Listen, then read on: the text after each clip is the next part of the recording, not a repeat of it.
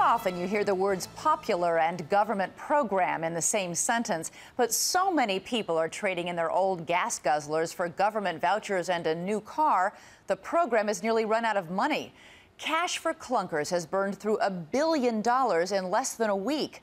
The House of Representatives today raced to keep the program going, voting to make another $2 billion available. The Senate will vote on the bill next week. But critics say Congress is moving too fast and ought to kick the tires on the program before it spends more money. David Muir is here now with more on this developing story. Elizabeth, as you know, that additional money came swiftly in the House. There is some question tonight about whether or not it will be as easy next week in the Senate. Today we learned an estimated 250,000 cars have already been sold through this program.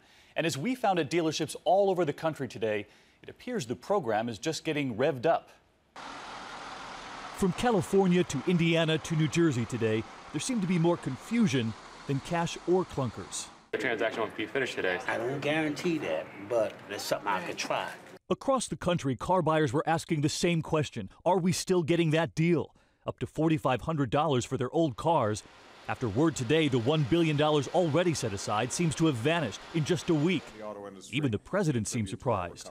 It's working so well that there are legitimate concerns that the funds in this program might soon be exhausted. So we're now working with Congress on a bipartisan solution to ensure that the program can continue.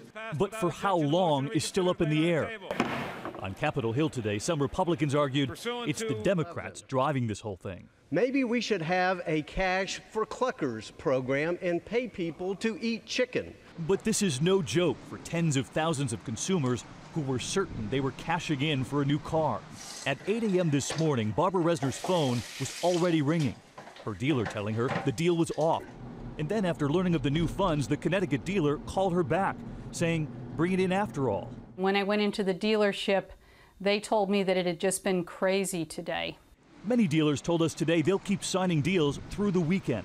In Detroit, where the auto industry is in ruins, one dealer couldn't remember the last time he saw this kind of business. We've been as busy as we've been in years with this program. In New Jersey, Liz Higgins showed us the wear and tear on her family minivan. You saw the duct tape. This is her third time back to the dealership, determined to send her clunker to the junk pile. I did have to just spend $600 to have it repaired so I could drive it in here. Where will her minivan go next, and the tens of thousands of other clunkers? The bulk of the cars will be crushed and disposed of at junkyards, but there are strict rules. Among them, the engines must be destroyed. This worker pouring in clunker bomb to be sure it never hits the road again.